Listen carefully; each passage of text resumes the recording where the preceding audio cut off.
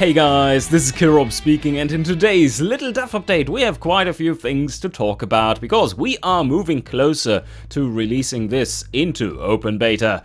The big update that is. So that's pretty cool, and when you ask like when, because that is the inevitable question, I say probably at the end of next week, plus minus a few days.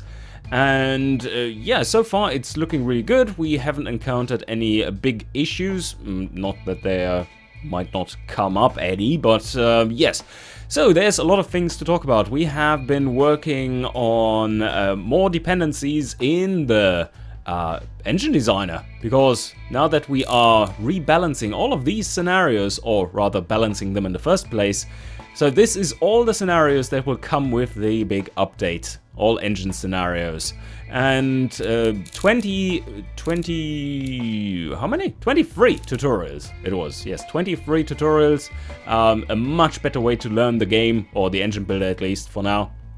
And then a selection of old scenarios as well as quite a few new ones.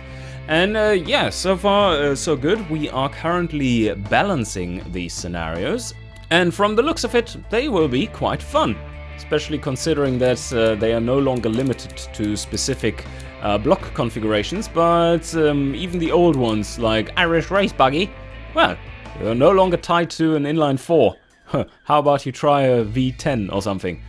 But that is not necessarily what I'm going to talk about here much, and not this either. The scenario generator works just fine as well, and has been rebalanced slightly so that there are not like insanely impossible limitations coming up. But the more interesting bit I wanted to talk to you about is in Sandbox.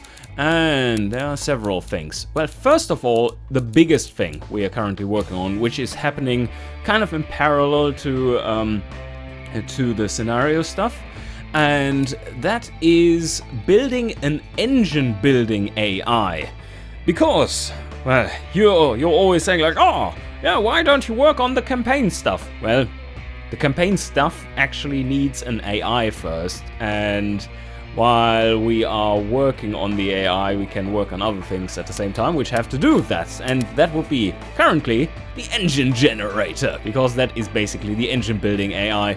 And that will be in this release as well. So if you are lazy and don't want to build an engine, you can just go in here and like, yeah, okay, I want to build a light sports car engine for Fruinia in, let's say, 1990, and I have 3 tech pool. I don't quite know if the tech pool works, but let's generate it. Yay, okay, 1990 light sports car engine, and let's check it out. Ah, there we go. There you go, that looks quite reasonable for a lightweight car. A small high revving inline 4, and yes, the AI is pretty good at choosing all this stuff. It will be serious competition, that is for sure. And yeah, just look at, oh, that's good. Good choices. Good choices. I fully agree. I approve of this. Yeah, just look at it. It's actually really good. That's a very nice engine. It's nicely tuned as well, and the AI is already working really well. There are a few little bugs in there for the demographics, but let's show you something here, and that is also very important for the campaign. If we now go here once again into the generator and choose the light sports for Gasmia instead, and that was 1990. Tech Pool 3 once again, and see how that one differs. Oh, look! It is larger!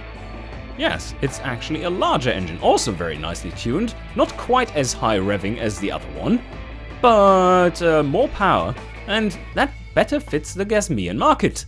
So that is a way for us to later on dynamically generate cars for the AI, because what the light campaign you are playing currently in the old key engine version of the game does not have dynamically generated cars, but rather a pre-built set of competitor cars, about 2,000 of them, and so they cannot adjust to the economy or anything. But this AI will be able to do so. So that is pretty cool, and the quality of engines it builds is really nice. This will probably be around-ish insane level competition, like low insane level competition, and that's good because that means that the AI never will have to cheat in order to be really competent. So that is actually a major step forward towards a functioning campaign.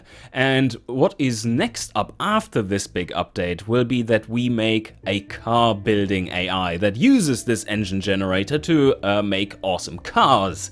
Of course, that won't be easy, but neither was this. So I don't expect it to be worse than actually building good engines.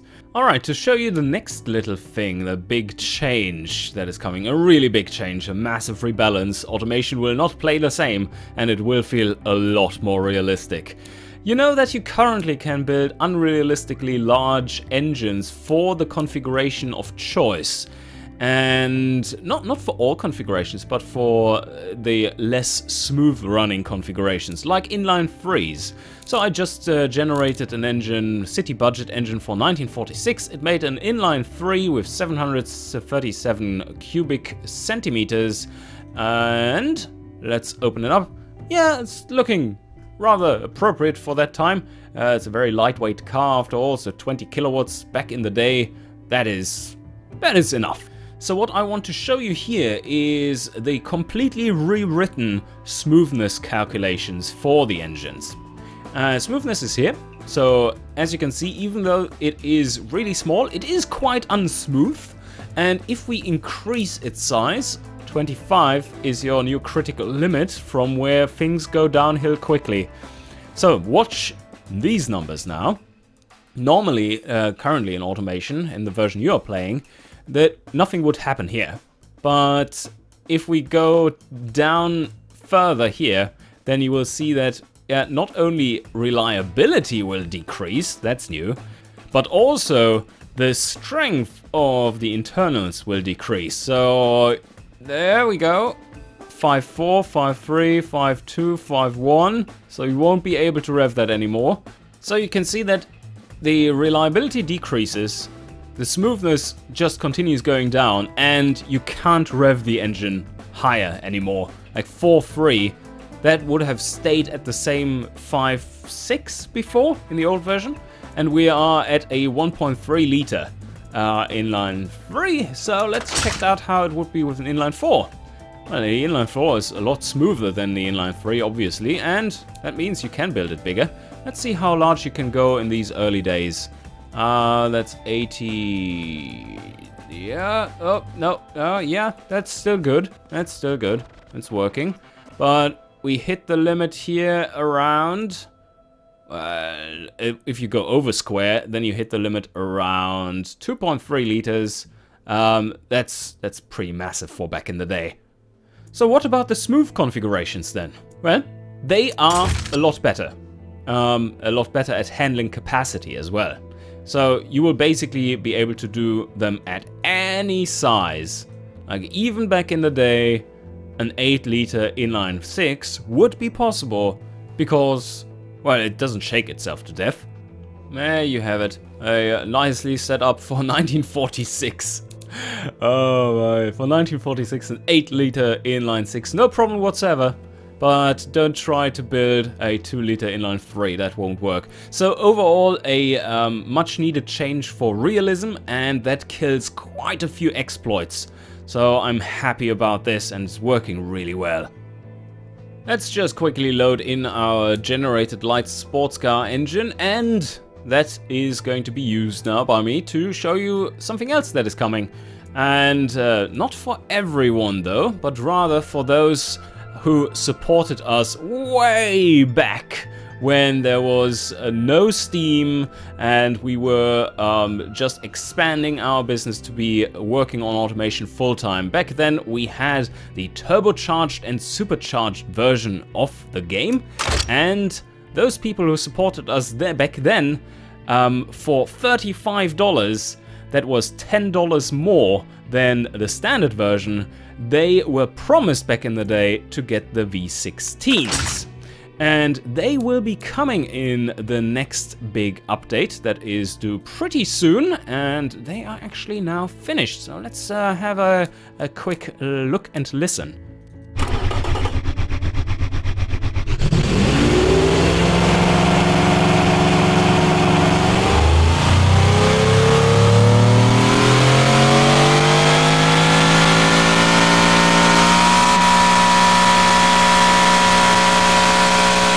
Of course, because it is such a contentious issue of some people getting content and others not, and what is the thought process behind it, and well, it will be a clusterfuck anyway, but we want to be as clear as possible in our messaging regarding that, so I will make a separate video dedicated to the timeline, what decisions were made, and why we choose to do it the way we do, so that there is the least amount of outrage possible about this. We are not going to sell this as DLC. So that there is no claims of, you are being greedy. No, we are not. This is like a little thank you for very early supporters who gave us $10 extra to make this game into what it is now. One last little thing to mention is that the translations are progressing nicely, and I have started a new series, a weekly one here on the channel, which is the little translation update.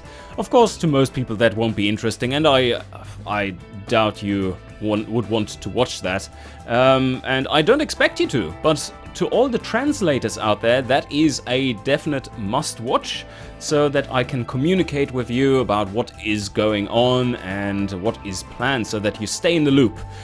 Alright, but I think this is all for today. I hope you enjoyed, and see you guys next time!